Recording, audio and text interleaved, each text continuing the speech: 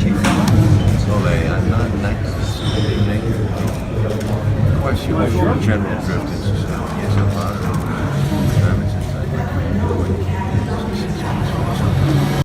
a true story about Edward Snowden, or did we watch a story about him? Well, it's a dramatization that cuts this thing, 9 years of a man's life down to 2 hours.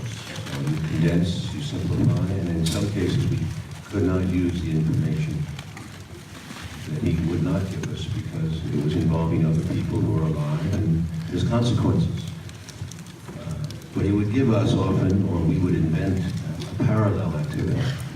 But where we are in time, space, places, I think the emotional situations, I think we're correct about what's going on. Is, you know, in journalism, they never know the inner state, the psychology of the person. I think you have to take that into account because that's what this story is about.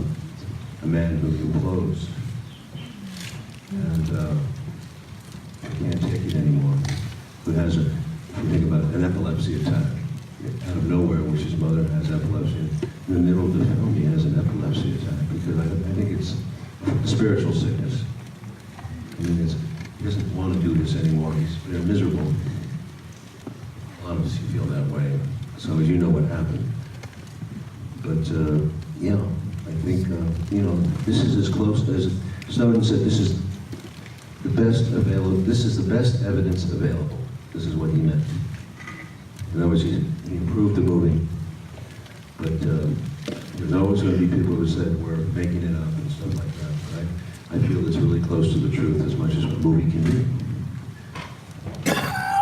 I know you've been working on this project for I think 3 years, and you said you've been going to Moscow 9 times, and of course you've made the movie all over the world. Do you remember first hearing about Snowden and what first appealed to you or fascinated you about him? Two different things. As a citizen, yes, I applauded it because I suspected this was going on since the Bush era. I really did. A lot of people were too, so we were not. But it was Snowden who provided evidence, concrete evidence, but that doesn't mean you make the movie. I was scared of that kind of thing because these things backfire. You never get them made. The news changes. Something happens. So to stay away from the current events as much as you can. So when I started to talk to him, and he started to reveal more and more, this is a fascinating world. You don't get this in the newspapers. What really goes on inside the NSA. So I think this is valuable, very valuable information. And I tried to, as you see, bring it out in this movie and make it more as dramatic for the audience to understand as possible. It's very difficult stuff. Speaking of what you can't get in the newspapers, I've tried to write about this stuff ever since he jumped ship. And it's very complicated stuff. And I'm actually curious to hear you, Anthony Dod Mantle, your thoughts on how to visualize this. Like, what do you do if you want to avoid just having a guy look at a computer screen for 2 hours? And I'll let Anthony answer the question, but I have to say, when he read the script, he was like, my God. How are you going to do? It's 25 pages in that hotel room. You know, it's a box. You can see him freaking out. He was so worried that it would become so boring, and because he's known as a dynamic cinematographer, beautiful work. You know, the racing movie, it's one of my favorites, Rush, or the cave picture when he's stuck in the cave 127 hours. Am I right? And then the other one, of course, the great one, Slumdog Millionaire, as well as a dozen other movies. Anthony is I trust him. And, tell him some of your crazy ideas. Yeah, trust. It was difficult to visualize. All films are. And I was sitting next to my wife, and I think was moving around in the chair quite a bit, which is for me is a familiar indication it's a tough film in places to get through. But I've actually just seen this as a complete film with the final mix and the music for the first time ever. What do you think? Yeah, I'm a little bit, I'm like you. Actually, I obviously know the material a bit better than all of you. and I've spent a lot of time with the film, analysing and technically grading it with Oliver. I've been there 24 frames a second for a long time, but to see it in its entirety after a bit of a wait has been a real privilege. And I think I can almost be objective and say I think there is I kind of approve of the visual journey. I'm grateful for it. I think it has been a massive amount of information, yes, intellectual, factual information that has been fired up, one could say, by the media in the last 2 years, 3 years. Season 4, which many people in this room have seen, of course. And that was my entrance into this film. It was knowing about that through Laura's film. And I didn't meet the real Ed until much long after the end of principal shooting. And the journey was to find a visual language, not to get too boring as a talking person. And I found working with Oliver for the first time, I have to say, I wanted to work with him for a long time, and he's one of my kind of historic teachers and mentors, because when I was learning more about film earlier, he was one of the key people in my life with his earlier films, so I always owed him one. And we've tried to work together before, and it didn't quite work out, which resulted in a very amusing meeting. My first meeting with Oliver was in the Kempinski Hotel in Munich in, I guess, October 2014, where he lifted up a file on me, one of his little bound files about all the email exchanges we've had over the years, trying to work together, which I've never forgotten, because it was the first time I met you. I think Eric, our producer, was there. And I was ordered into silence, which is really difficult for me, as you can hear now. I was ordered into total silence, and I had to listen to my own emails. It was like a mini trial, and then he put his hand on the top of the paper and said, "What about this one?" And my heart was kind of, the script was half complete, but my heart was there, not just because it was you, but because I think the Snowden story just had to come out. And there could be 3 or 4 films, 5 films about Snowden. I just think it's so important. And that experience I had tonight, emotionally. So that's what I wanted to thank you for. He certainly took a trip here.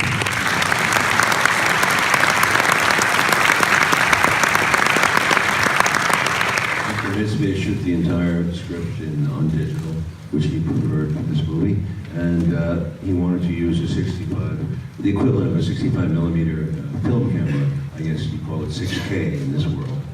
And it was quite something. We used it for quite a lot of shots, almost, 30%, maybe 40%. Yeah, 40%. And the resolution is remarkable. You read the screens in a way that's very clear, which is important to the movie because it could get boring, as you said. But you have to remember the faces come first. So how you light them and how you frame them, that really determines the emotion you take from the scene and you understand what's going on. So 65K, because it gives us a lot of flexibility in post-production, which means you can change the size of the shot to fit the mood. Saved us from multiple takes where you have to do close-up after close-up. We were able to do it concisely with a 6K. The movie's in 4K now. We would have had difficulty making this film on film just for the tech buffs, because we were traveling around, apart from the basic shoot, which was in Germany, which is controllable, we were shooting, around the world, and it's quite hard to assess your material, which was difficult for us. It's hard to actually get your film stock developed quickly so you can know what you have, assess it. We basically didn't recce this film. We traveled around the world, and I just walked into the place with Oliver the day before, then we shot the shit. And then when we finished our day shooting, we were on the plane the next day, basically. And that wouldn't have worked on film, but that's just a little side story. And just talk to us a little bit about the whistleblower, because Edward Snowden is not your first underdog.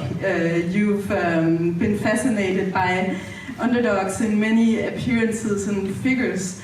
But I think the topic of a whistleblower is new to you. And can you just talk a little about how that is a different story from, say, a politician or a soldier or someone who is in a different kind of world? This is a guy who is still in his mind, Extremely cerebral, and he's physically somewhat frail, more like a desk clerk, which is not the ideal movie hero. As a result, it's a bit like a Kafka piece where Joseph K. is a desk person. He has to, he lives in a world that makes him almost inhuman. And I think it's the presence of Shailene Woodley as his relationship of 9 years with Lindsay Mills. She, I think, warms up the movie and treats him in a way that's very personal and allows him to express himself. Because I don't think emotionally he is expressive, the real Snowden. It's not his nature, but I think she keeps it on a level that we can understand. Helped us enormously with the film. So yes, it's hard to get involved in the head of somebody who is very technical. It's the nature of that world. Can you... What makes it different is that he's the only one out of 30,000 people who work at the NSA who actually did something that was bothering his conscience, which was breaking the law of the United States, which is the higher law of the Constitution, which says you have no right to search and seize without probable cause. Probable cause is the key here. Yes, we want to stop terrorism, but we have all the mechanisms in place to do so with selective targeting. Selective targeting, not mass targeting. Are you saying that because you're worried that we'll think that you just hate all kinds of intelligence and think, you know, that... Yes, I hate lies. I hate dismantle- lies. I understand there's governments in all countries, and I understand the need for authority. But so often when you have authority, you go push it, you push it, you push it. You want more and more power. It's the nature of man. And it's a shame that our governments in America, I can speak for America, certainly I'm very clear on that. They've been lying to us about every war we've been in. And they lie to get the war started. They lie to keep it going. And then eventually, once it's a disaster, they kind of walk away from it and then create another lie about some other place and create an enemy. It's very Orwellian. We live in 1984 now. No question about it. Everything I feared when I was young, when I read his book, has come true. It's unbelievable. You know, where does it end?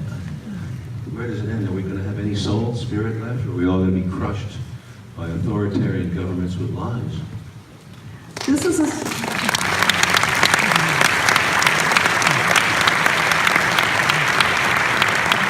I hope they're on our side, but you never know. This is, of course, a small country, but I've seen there's quite a few people from our political elite present in this room right now. What do you hope that they'll take away from this film? I'm not going to get into a debate now, but look, I'm all for limited targeting. You get a suspect, you have probable cause, you get an order, you surveil him with all the equipment we have, spatial, aerial, cyber. It's very hard to elude. And all these cases, as we know from what's happened in the last few years, there's been a history on everybody who gets into the terrorism business. They get picked up on. There's plenty of informants. There's ways to track them. But why are we tracking the whole world? That is not about terrorism. Most people don't even commit it at all or know about it or think about it. It's because, as the film clearly says, it's for social and economic control. And that's really what's going on, and that's what the film points in that direction. It also shows you the power, I think, of cyber warfare. If America, if the US is actually not only surveilling Japan and has all the mass surveillance under control, and yet is planning malware, which is very dangerous, in the country, which is an ally, imagine what it's done with our other allies. Imagine that we have landmines all over Denmark, ready to go, if you decide to go independent of NATO or whatever. These are the implications of the movie. Who's dominating this world? Are you a hostage or are you an ally? I would hope that you're a hostage. You don't know it yet.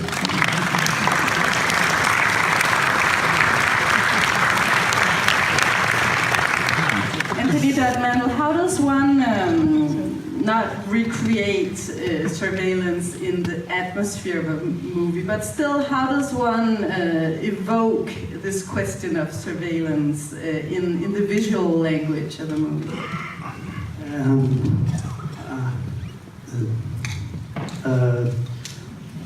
I think I kind of try to, it sounds pretentious when you talk about this, apart from the obvious things about placing cameras in a vulgar language, higher and moving slightly out of key, sometimes with the traditional drama of the scene that suggests a third person or an extra presence. If I talked about this for more than about 15 seconds with Oliver, he'd accuse me of being the most pretentious person on earth. But you know what I mean. We tried to introduce occasionally, perhaps in the right time, in scenes, depending on editing, this extra presence. We go outside buildings. We do traditional things that I think you've seen before in other films, way back in the 70s, about conversation. There are many films I could heave up from the 70s, including your own films. But I think it's that, and I think the digital element that Oliver mentioned was quite significant, even though I don't think the audience feel we're necessarily moving in and out of pictures too much, but we do actually have the facility to do that. And Oliver's right that the inevitable presence of screens and information on screens, which is about the most uninteresting aesthetically thing for me to struggle with as a cinematographer, that was helped by different formats and different angles of view on the screens. But I think, having said all that, and having done what I did to try and help the film along, which is my job, and we had a few good dialogues. It's the first time that Oliver and I have worked together ever, and I can't just sit and waffle on to him about my ideas because he needs to see evidence. So I had to show him a lot of pictures. So there were a lot of abstract images that myself and Oliver and the designer, Mark Silsley, who's a beautiful production designer, we just shared pictures in the valuable time we had in prep, which wasn't that much time because you were traveling. He was still financing this film because of the pullback from the studio money. We had to send Oliver off around the world finding more money, which was not easy. We had to cut down our budget. Many things are going on that stressed us in prep. But that said, I think the strong thing about this film is, and should be, the flesh, the performance. And I actually love, on a personal level, that you've stepped back a bit and let that emotion, you've controlled it, but you've stepped back and let their relationship really govern a fundamental thing in life, love and affection and closeness to somebody you trust. That's a very good counterpoint to the shit that's going on in our world today.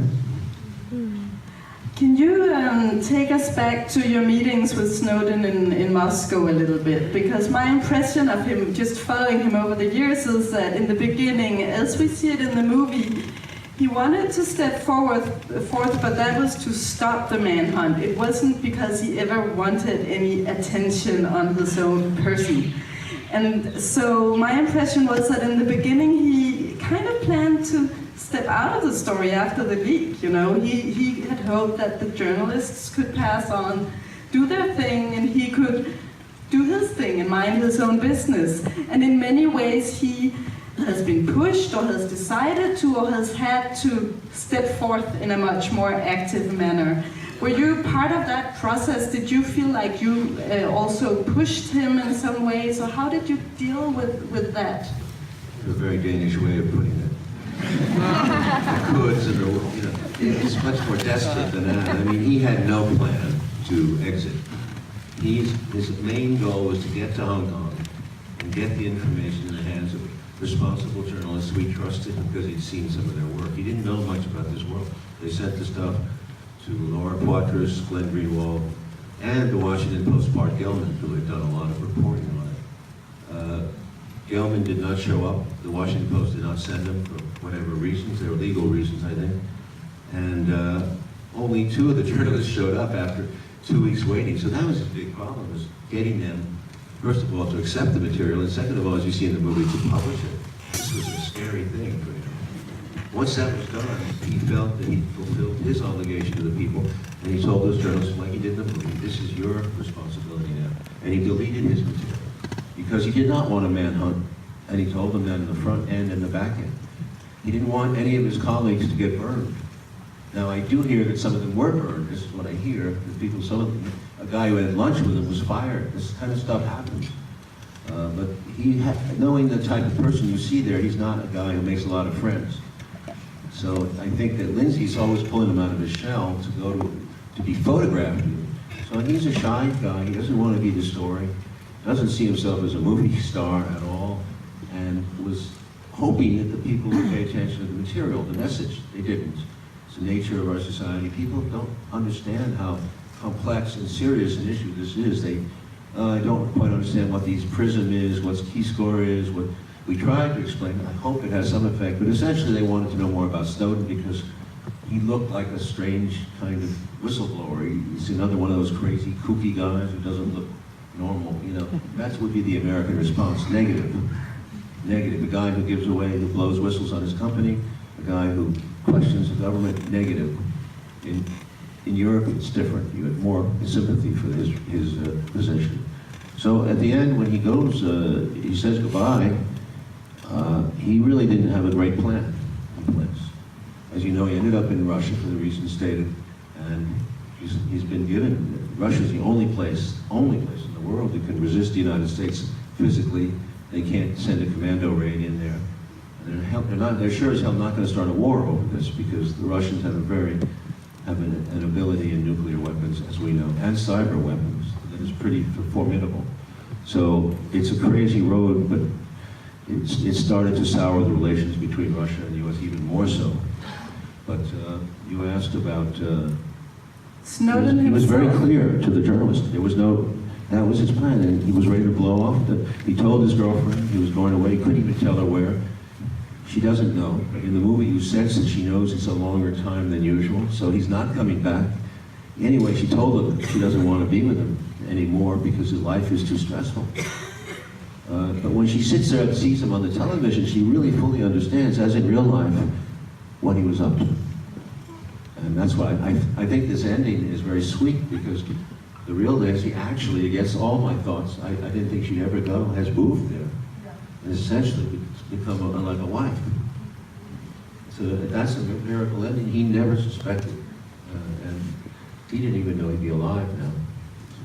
So that's why I think he's a contented man, because he's done a huge thing and he sleeps well at night. He's not turning in misery. He sleeps during the days.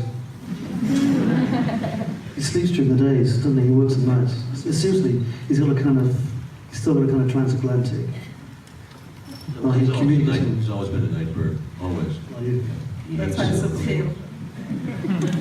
So we're at a time in history where it seems like maybe in a few months there will certainly be a new president who can flip the switch. Many things seem uncertain. I want to ask you, Mr. Stone, I feel like as a journalist, I felt that this film had a stronger effect than a lot of the stuff that we've been able to write as journalists because of the way you can tell your story. Do you feel like you can influence things with your films? They accuse me of having an agenda, but I'm a dramatist. I mean, if they like things, if the movies speak for themselves. That's the point. I can't go and talk to every audience in the world. I think it tells a story the one it has to tell.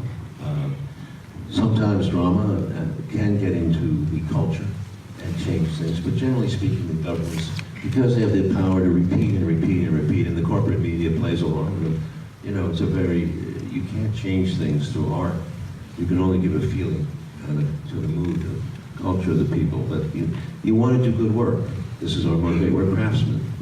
We want to do the best we can, make the stories exciting and quick and fulfilling as we can. So, if that gives you pleasure, I think you may see the film again, you may recommend it to your friends. It builds, and then you have a body of work. That's the way we think. If you have any kind of political effect, it's nice, but it's not our agenda.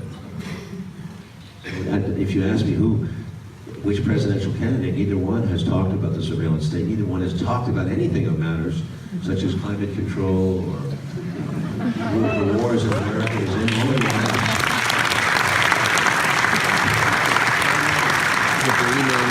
The one is more money for security, more money for military, more. It's a much more of a militaristic culture than it's ever been. We really are kind of hungering for war. And I think we don't have a sense of reality that way. I'm worried about it. They don't even talk about the U.S. Supreme Court. I mean, there's nothing. The debate is about nothing. Then let me ask you the same question about Edward Snowden. Did he make a difference? I think whatever happens, the U.S. may end up going down the road to more war, more security, and all that. Whatever happens, Mr. Snowden will be remembered in history because he stepped outside all that and he reminded us where we're going and how crazy we've become. And I think that is the greatest contribution. We have to rethink the world, the way we run the world, the way we want to dominate it through mass surveillance, cyber warfare, drone warfare, all the forms of militarism that we have. Thank you.